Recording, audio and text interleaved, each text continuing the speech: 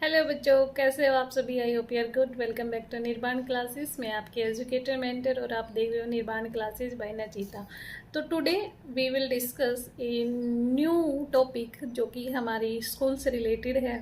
ठीक है, टॉपिक क्या है बेटा? टॉपिक है कि हमारे पास से एक नया चैलेंज आया। नया चैलेंज किस बात का आया है? नया चैलेंज आया है कि आपके सामने एक 3 लैंग्वेज फार्मूला आपने आपके स्कूल में सुना होगा। आपके जो टीचर्स हैं वो सभी बच्चे से क्या करवा रहे हैं? रीडिंग बुक पढ़वा के देख रहे हैं, यानी कि वो आपसे रीडिंग करवा रहे हैं। ठीक है, कि आपको कौन कौन सी लैंग्वेज आती हैं। ये एक नया चैलेंज देखने को मिला है सभी बच्चों के सामने।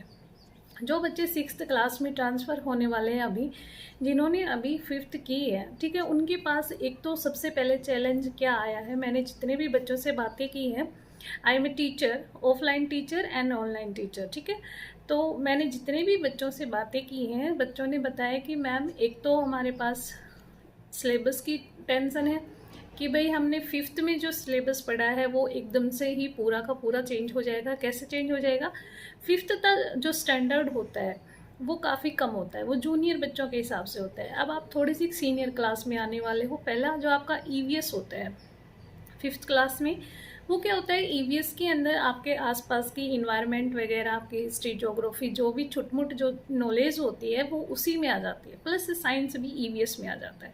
ठीक है, अब आपके पास चैलेंज आता है बेटा, जो ईवीएस है वो हमारे पास 2 पार्ट में डिवाइड हो जाएगा। एक आपका एसएसटी में हो जाएगा, एक साइंस में, यानी कि हमारे पास 2 सब्जेक्ट एक्स्ट्रा हो जाएंगे, साइंस और एसएसटी। तो एक तो हमें सिलेबस पढ़ने का जो एडवेंचर है या फिर एक स्ट्रेस है, जो भी है आपके पास, वो होगा। दूसरा, आप लोग बोल रहे हो कि मैम ये जो 3 लैंग्वेज फार्मूला आया है ये क्या है? 3 लैंग्वेज फार्मूला कुछ नहीं है, इसमें डरने की कोई बात नहीं है। एक नई पॉलिसी है जो कि आपकी जो कम्युनिकेशन स्किल है उसको इम्प्रूव करेगी। कैसे करेगी इम्प्रूव? आपको हिंदी आती है, आपके स्कूल में हिंदी पढ़ाई जाती है, आपके स्कूल में इंग्लिश पढ़ाई जाती है। देन इन दोनों लैंग्वेज के साथ साथ में आपको एक 3rd लैंग्वेज की नॉलेज दी जाएगी, या आप जिस स्टेट में रहते हो वहाँ की जो लोकल लैंग्वेज है वो आपको पढ़ाई जाएगी। ठीक है, कैसे पढ़ाई जाएगी?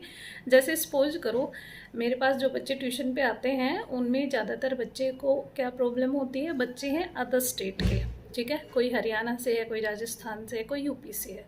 ठीक है, उन बच्चों में क्या दिक्कत आती है? यहाँ पे हाँ भी मैं जो रहती हूँ, मैं रहती हूँ चेन्नई में। तो यहाँ पे क्या होता है? यहाँ पे मोस्ट प्रोबेबिलिटी जो लैंग्वेज को प्रायोरिटी दी जाती है वो या तो तमिल होती है या इंग्लिश होती है। ठीक है, जो बच्चे हिंदी के होते हैं उनको ज़्यादा कुछ समझ में नहीं आता, क्योंकि इंग्लिश में तो हमारे स्टेट के जो हरियाणा राजस्थान के बच्चे हैं उनको थोड़ी सी दिक्कत आती है, प्लस तमिल उनको आती नहीं है, उनको आती है हिंदी। तो यहाँ पे टीचर्स क्या करते हैं? बच्चों को या तो इंग्लिश में समझाते हैं या फिर थोड़ा बहुत जो तमिल बच्चे हैं उनको तमिल में समझा देते हैं। हिंदी वाले बच्चों को कम समझ में आता है। तो बच्चों के सामने एक तो चैलेंज ये है, ठीक है, कि मैम हिंदी में हमें आता है लेकिन हमें इंग्लिश और तमिल दोनों ही नहीं आती। आती है इंग्लिश, उतनी नहीं आती। ठीक है, थोड़ा सा कम्युनिकेशन में आप फ्लुएंटली बोल नहीं पाते।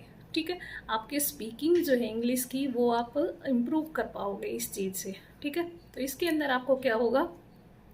आपकी जो फर्स्ट लैंग्वेज है, यानी कि आपकी जो नेटिव लैंग्वेज है, आप हिंदी पढ़ना चाहते हो, आप संस्कृत पढ़ना चाहते हो, आप और कुछ पढ़ना चाहते हो, यानी कि आपकी जो रीजनल लैंग्वेज है, ठीक है, आपकी जो मदर लैंग्वेज है, जिसको जिसको हिंदी आती है, या फिर आपकी जो घर वाली जो बोली होती है, आम बोलचाल वाली भाषा होती है, उसको प्रायोरिटी दी गई है पहले पे। ठीक है, देन उसके बाद जैसे कि अभी मुझे हिंदी आती है क्योंकि मेरी जो नेटिव लैंग्वेज है वो हिंदी है। ठीक है, उसके बाद हिंदी के बाद मैं क्या ले सकती हूँ? मैं चेन्नई में रहती हूँ तो यहाँ के लोग तमिल हैं, तमिल यानी कि तमिल लैंग्वेज बोलते हैं। ठीक है, तमिल लैंग्वेज बोलते हैं तो मेरे पास ऑप्शन रहेगा R2 लैंग्वेज, यानी कि R2 लैंग्वेज में मैं तमिल सीख सकती हूँ, R2 लैंग्वेज में मैं तमिल ले सकती हूँ। ठीक है, और वो मेरे पास टाइम पीरियड कितना रहेगा? 3 साल का रहेगा, क्योंकि मुझे 6th में लेनी है और 9th तक मुझे वो कंप्लीट आनी चाहिए।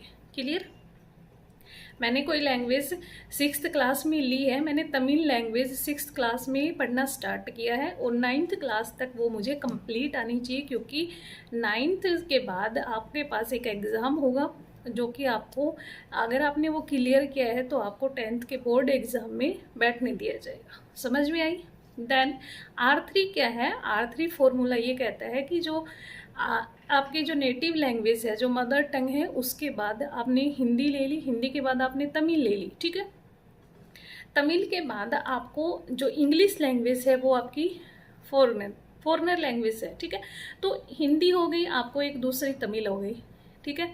नॉर्थ की भी आ गई, साउथ की भी आ गई, प्लस आपको पूरे वैसे कम्युनिकेट करने के लिए आपको इंग्लिश चाहिए, तो आप एक थर्ड R3 लैंग्वेज में आप फॉरनर लैंग्वेज इंग्लिश चूज कर सकते हो। तो आपको कितनी लैंग्वेज हो गई?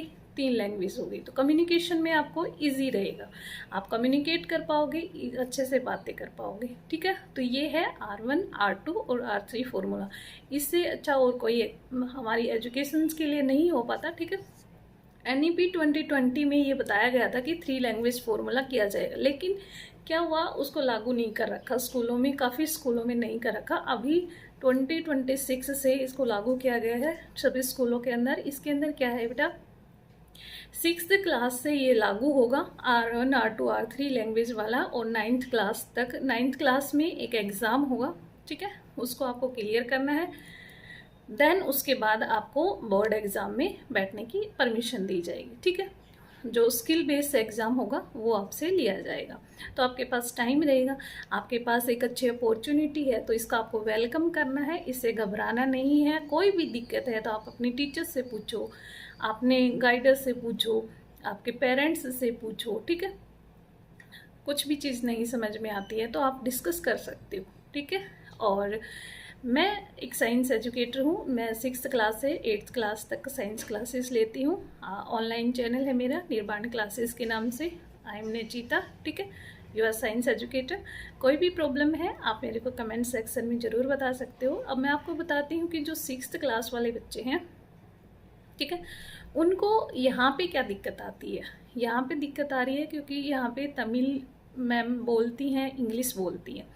हिंदी वाले बच्चों को एक बार पूछते हैं, 2 बार पूछते हैं, तीसरी बार बच्चे को ये लगता है कि नहीं पूछने चाहिए, बार बार नहीं पूछना अच्छा नहीं लगता।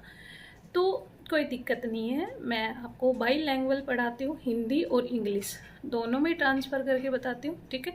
आप मेरे चैनल पे विजिट कर सकते हो, देख सकते हो। अगर आपको वीडियो अच्छे लगते हैं तो आप मेरे को कमेंट में बता सकते हो।